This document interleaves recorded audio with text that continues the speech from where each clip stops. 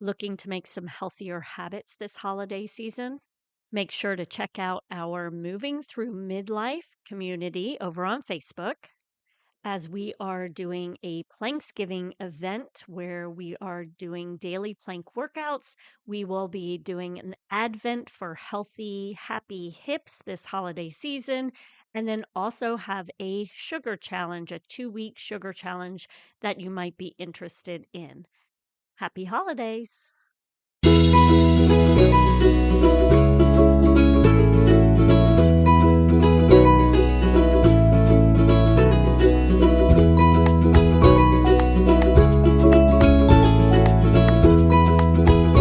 Episode 4, Children and Exercise.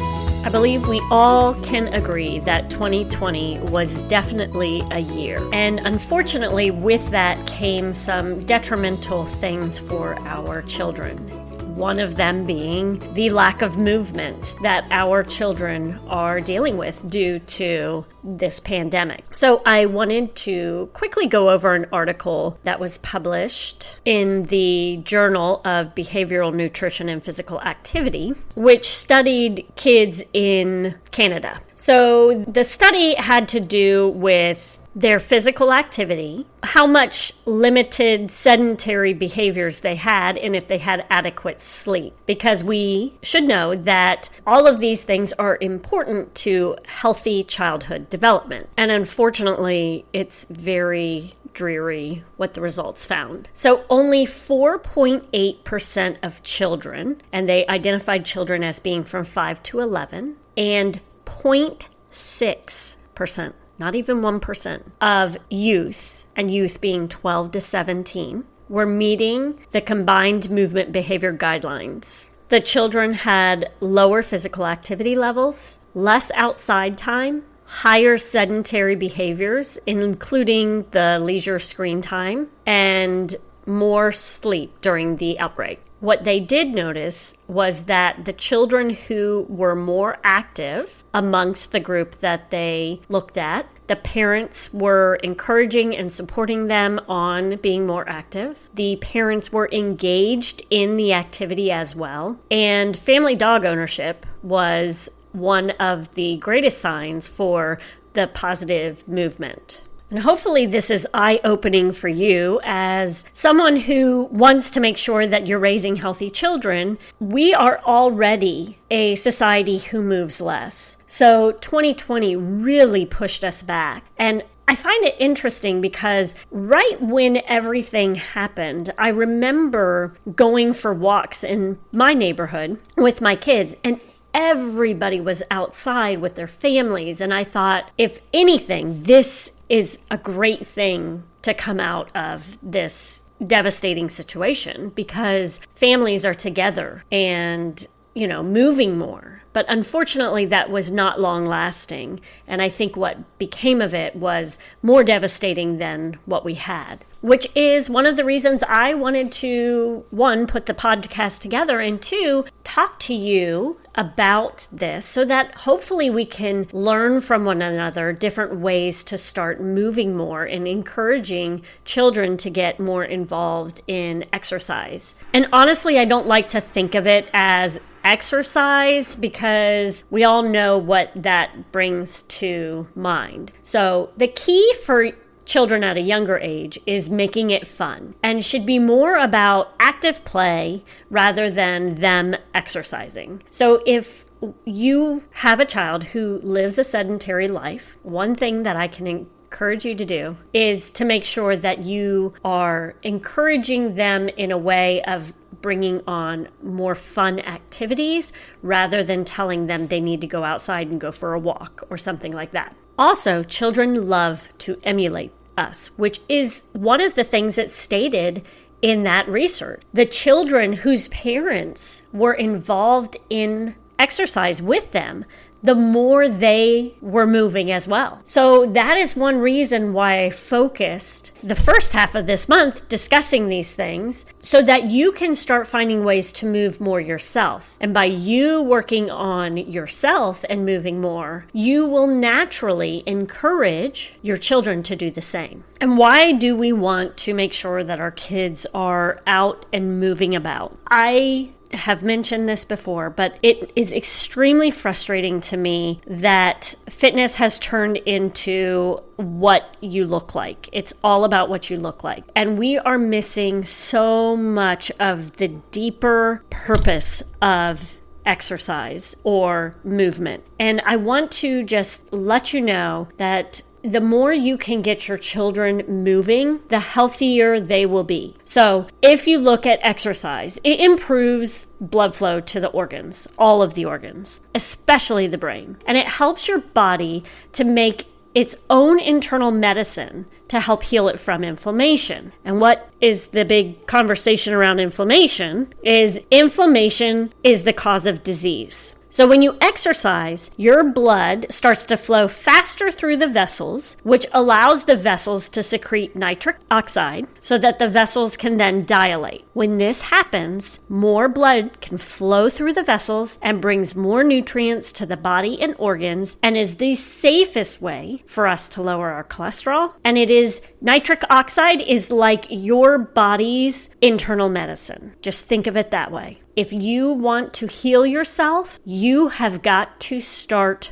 moving more. If you want your children to be healthy, you have got to start having your children move more. And as I'm saying this, I want you to know that I deal with the same thing in my household. I do not say that I know it all at all. My children are active for sure, but they are more sedentary than what I would like. My children love to be on their electronics. They love it. And I don't discourage it, honestly, on the weekends, because I like to sit and read books. I love reading. They don't bother me when they're on their electronics. I do want you to understand that this is something I'm working on as well. I'm not here to preach to you about what needs to be done. What I want to do is help provide you with information that maybe you're not honestly interested in looking at, which is completely fine. This is something I like to geek out on. So let me go find the information for you, and then I'll just relay it to you in a way that I think will resonate. Yeah, I've got to work on it as well. Our household needs to work on it. One thing that we have in our house is a hanging bar. And I think this is a great way to get movement to start to occur in your own house. So you can go buy a hanging bar, and you can either put it, in between a door frame, or you can get one that kind of hooks on to the door frame where you can take it up and down. And is it the most aesthetically pleasing thing? No. But I would say that it's more important to create opportunities for movement in your house and outside of your home than it is to have an aesthetically pleasing home. But I'm also a fitness professional, not an interior designer. So what we do is we have a pull-up bar in our house. And when we go through that door, most of us hang on it for a second. Sometimes we'll hang on it longer, but usually for 5-10 seconds. And what this does, it is great for shoulder mobility. So if we think of our shoulder, most of us, especially since we live such a sedentary life, we kind of round our shoulders forward. We go into this relaxed posture. And this decreases the space within our shoulder complex. So that creates a lot of impingement issues. So one thing that can help with shoulder impingement is hanging from a bar. So you would then hang on a bar. It helps the mobility of the shoulder. It helps to open up those areas that have become tight. And it helps to lessen the tension in the upper back as well. Now, if you're like me, you might say, I can't hang on a bar, which is fully understandable. You have to, if you have not done it in a very, very long time, it is not easy. So I would encourage you to grab a hanging bar, or if you have to go to a playground, hold on to the monkey bars or something and just hold and see what it feels like. If you're not able to do that, then you might want to place a stool or a bench near that hanging bar to where you can prop your feet up as you hang so that you can work on practicing hanging with still allowing your feet to be underneath you to help with some of that weight distribution. And then just work on that over time. That is one of the, I would say, easiest ways to start getting movement in your house. And it's great for children to start working on as well so that they can work on hanging. And remember that the more you start to do things like this, the more your children are going to watch you and they're going to start to emulate you. So make sure that you are finding ways to move. One thing that my husband and I have always noticed with our children is we will hound them to go outside and play like basketball. Get outside, go play basketball. Go outside, do something.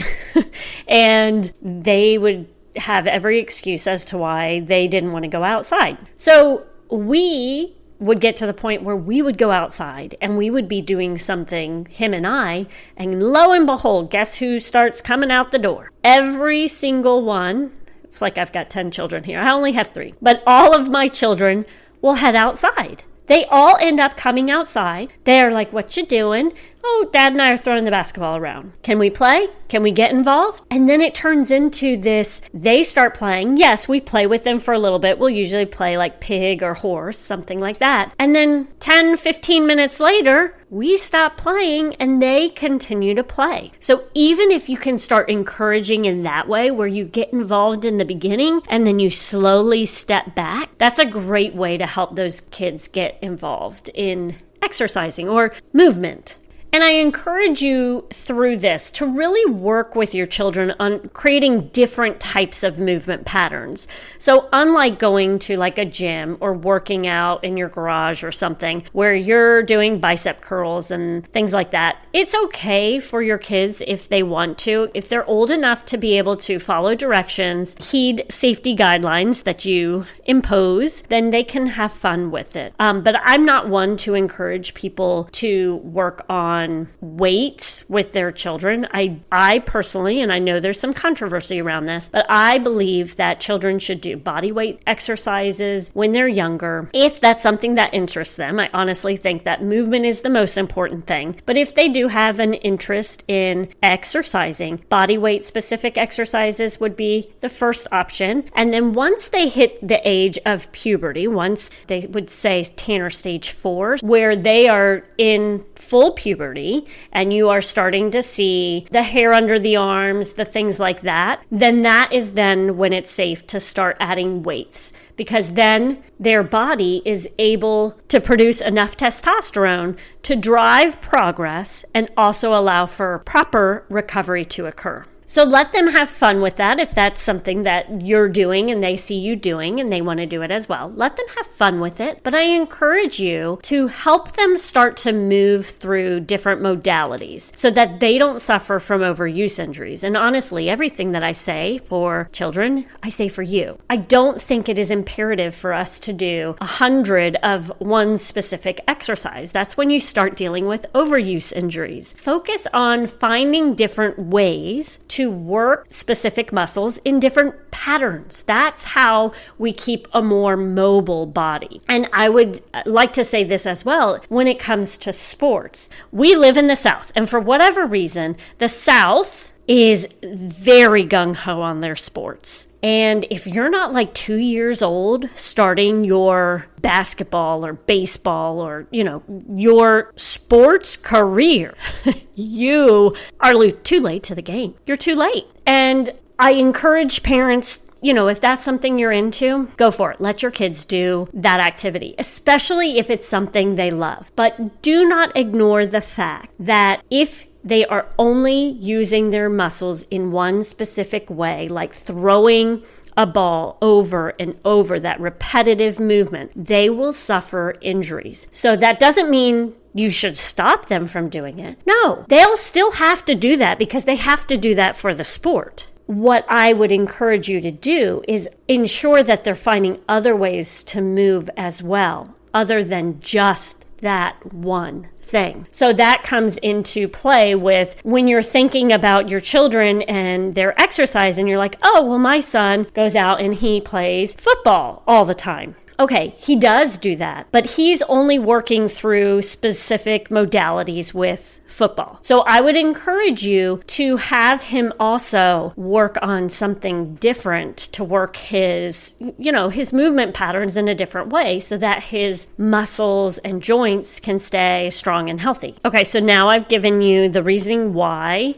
I'm encouraging you to move more, find different ways to move more, and now we've got to bring it all home with an actionable step. I do want to give you some ideas, and I also want to encourage you to share ideas that you have, because like I mentioned, I love to learn as well, and I want to be able to learn from you ideas that you have in regards to things that you do for fun to get your children to move more. Easy ones, go for a daily walk, go for a family bike ride. Those are easy. Everybody, well, if your children are old enough to know how to ride a bike, they're able to do that. Don't worry about the speed with which you do these activities, as different speeds will activate different muscles. So don't think that if, my child's 3 years old, they're just learning to walk, it's not going to be your exercise, but think of it as movement, and it's your opportunity to move your body in a different way. Fun things that we like to do are setting up our house like a ninja warrior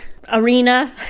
So my husband would throw pillows around on the floor and have the kids jump from pillow to pillow. And we would create these obstacle courses through our house. We would also create obstacle courses. We have a pool, so we would create obstacle courses on our back porch, and we would have them do different things like, okay, you're going to run around the house once, and then you're going to come in through the back door, and you're going to run through and jump over this, and you can have it like a simple bat laying on the ground. Jump over the bat and then crawl around this chair and then dive into the pool, do 4 laps in the pool, and then we have a hot tub, so then we would have them try to do a pull-up onto the hot tub, go touch this button, whatever. So we create a lot more fun. And then to bring another element to it, because we had 2 boys close in age that were very competitive with one another. So we would do some fun competitive stuff for them. And of course, even it out. We also have a younger daughter. So, she was a lot younger at the time. So we'd have her do things as well. And she would only do 1 lap in the pool while the boys were doing 4 laps in the pool, things like that, so that everybody almost finishes at the same time, and it's more about having fun with it than who actually wins. So things like that. The floor is lava. That's a fun game to play with the kids as well. Any kind of dance party is great. Hide and seek. I mean, that's not a ton of movement, but it is, because if you think of, okay, I'm going to go hide, and where do you usually hide? You're not going to hide like in a chair. You're going to have to like scrunch down into a position you're not used to. And if you've ever been in a weird, uncomfortable position for long periods of time while you're the last one in that position, you will start to exhaust those muscles. They will be affected. So things like that, have fun with it. I was going to say this for a future episode, but one of the most fun things that we did during COVID was we bought a ton of water balloons, and we had like water balloon tag in our backyard. Well, it actually went around the whole house. And we had so much fun doing that. And not only were you running around, running away from each other, throwing the water balloons, as soon as the water balloon hit you, you were out. So that was lots of fun. It was kind of taking tag and hide and seek and then throwing water balloons into it as well. We had a great time doing that. But then after it was all over, guess what? We had to go clean it up. And there were like a gazillion squats or deadlifts, not deadlifts, but things that we were having to do for that as well. So it was kind of like a workout within a workout. So that's what I'm encouraging you to do. And your actionable step for this week is going to be in regards to looking at the time that you move equal to the time that you sit. So this will be for you and your children. They're going to love it. I can hear my children groaning already from this. But what we're going to do is the amount of time that you move equals the amount of time that you can sit and be on your electronics. So that is your actionable step. And then let me know in our community, Form Fit Mom, what activity you have done. If you have some ideas, make sure to share them with us so that we know what you're doing and we can get ideas ourselves. I hope you all have an amazing day. I hope this week is filled with some fun and laughter. And the nice thing is we've got Memorial Day weekend coming up as well. So you will get to go out and practice more movement during the week with the holidays. So I hope you all enjoy. Make sure to head to our communities to share with us. Make sure to follow me on Instagram at raising_healthy-humans. If you liked what you listened to today, please share it out with a friend so that we can encourage more people to get their family and children's moving so that we are all working to raise healthy humans.